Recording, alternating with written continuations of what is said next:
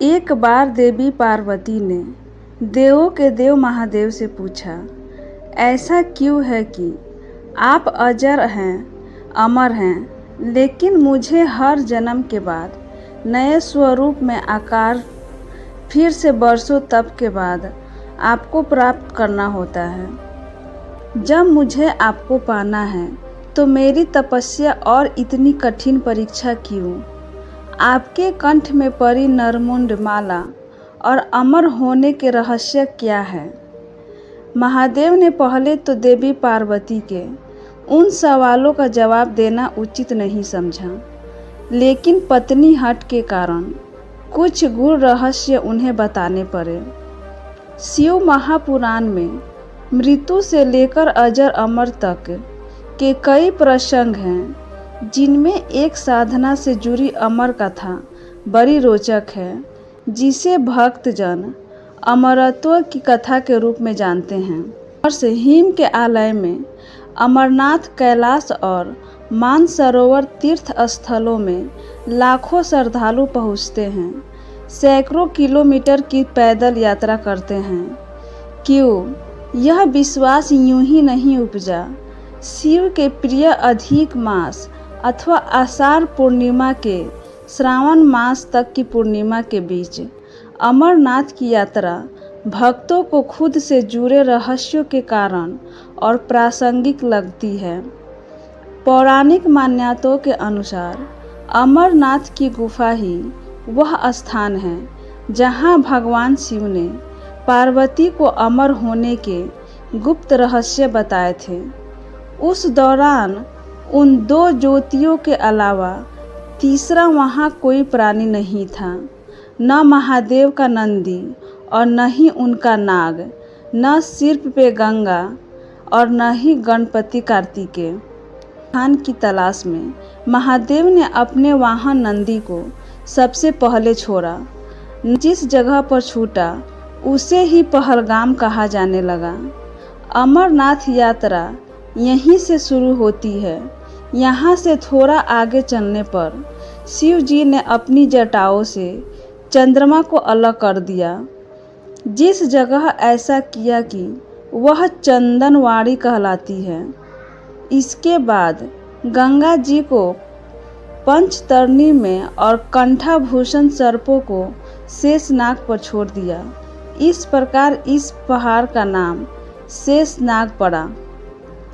अमरनाथ यात्रा में पहलगाम के बाद अगला पड़ाव है गणेश टॉप। मान्यता है कि इसी स्थान पर महादेव ने पुत्र गणेश को छोड़ा। इस जगह को महागुणा का पर्वत भी कहते हैं।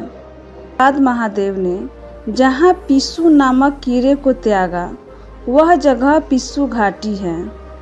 इस प्रकार महादेव ने अपने पीछे जीवनदायिनी पांचों तत्वों को स्वयं से अलग किया। इसके बाद पार्वती संग एक गुफा में महादेव ने प्रवेश किया। कोई तीसरा प्राणी यानी कोई व्यक्ति, पशु या पक्षी गुफा के अंदर घुस कथा को न सुन सके, इसलिए उन्होंने चारों ओर अग्नि प्रज्वलित कर दी। फिर महादेव ने जीवन के गुण रहस्य की कथा शुरू कर दी। कहा जाता है कि कथा सुनते सुनते देवी पार्वती को नींद आ गई। वह सो गई और महादेव को यह पता नहीं चला। वह सुनाते रहे। यह कथा इस समय दो सफ़ेद कबूतर सुन रहे थे और बीच बीच में गू गू की आवाज़ निकाल रहे थे। महादेव को लगा कि पार्वती मुझे सुन रही है और बीच बीच में हुंकार भर रही है। चूँकि वैसे भी भोले अपने में मग्न थे, तो सुनाने के अलावा ध्यान कबूतरों पर नहीं गया। दोनों कबूतर सुनते रहे। जब कथा समाप्त होने पर महादेव का ध्यान पार्वती पर गया तो उन्हें पता चला कि वे तो सो रही हैं, तो कथा सुन कौन रहा था। उनकी दृष्टि जब दो कबूतरों पर पड़ी तो महादेव को क्रोध आ गया। वहीं कबूतर का जोड़ा उनकी शरण में आ गया और बोला, भगवान, हमने आपसे अमर कथा सुनी है, यदि आप हमें मार देंगे तो यह कथा झूठी हो जाएगी। हमें पथ प्रदान करें। इस पर महादेव ने उन्हें वर दिया कि तुम सदैव इस स्थान पर शिव व पार्वती के प्रतीक चिन्ह में निवास करोगे।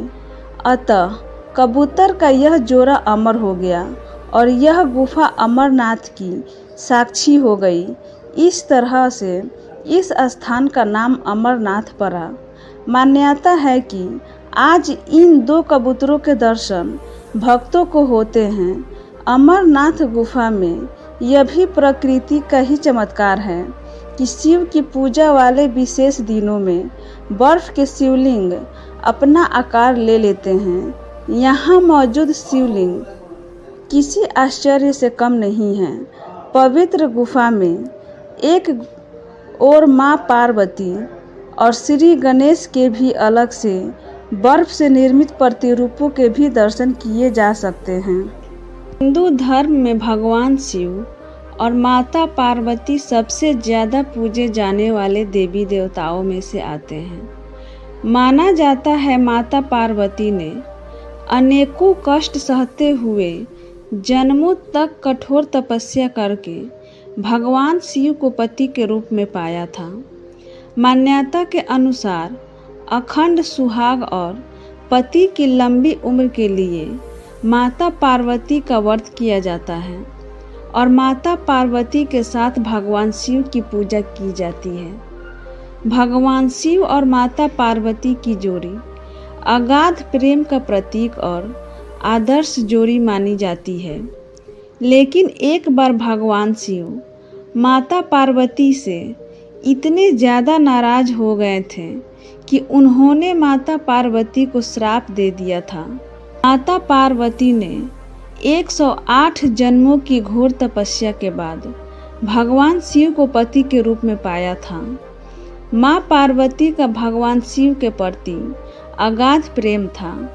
एक आदर्श पत्नी की तरह माँ पार्वती भगवान शिव की सभी बातों का पालन करती थी और जब भगवान शिव कुछ बोला करते थे तो उसको पूरे ध्यान से सुनती थी।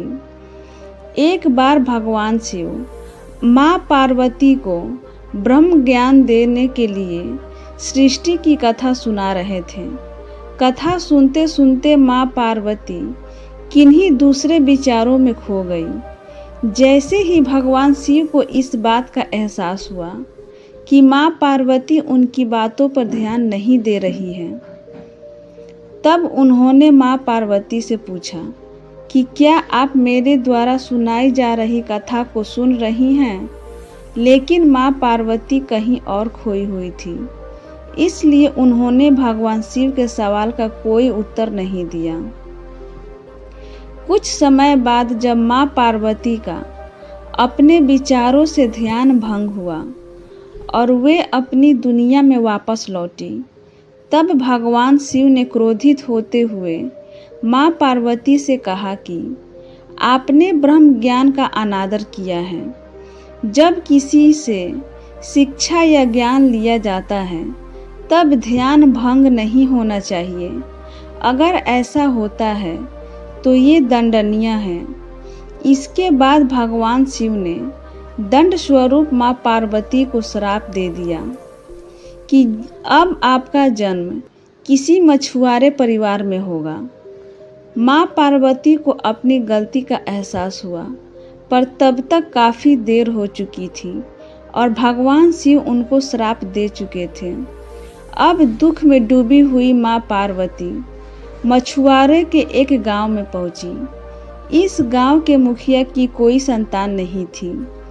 एक दिन वो मछली पकड़ने के लिए तालाब जा रहा था, तब उसको रास्ते में एक पेड़ के नीचे एक कन्या बैठी हुई मिली, जो कि वास्तव में कन्या के रूप में माँ पार्वती थी। वह नन्ही कन्या पूरी तरह से वहाँ अकेली थी, उसके साथ कोई भी नहीं था। तब मछुआरे ने इस घटना को प्रभु की कृपा समझा और उस नन्ही कन्या को अपने साथ अपने घर ले आया। माँ पार्वती उस घर में कन्या के रूप में रहने लगी। इस तरह माँ पार्वती को अपना एक जन्म भगवान शिव के श्राप के कारण मछुआरे के घर में काटना पड़ा।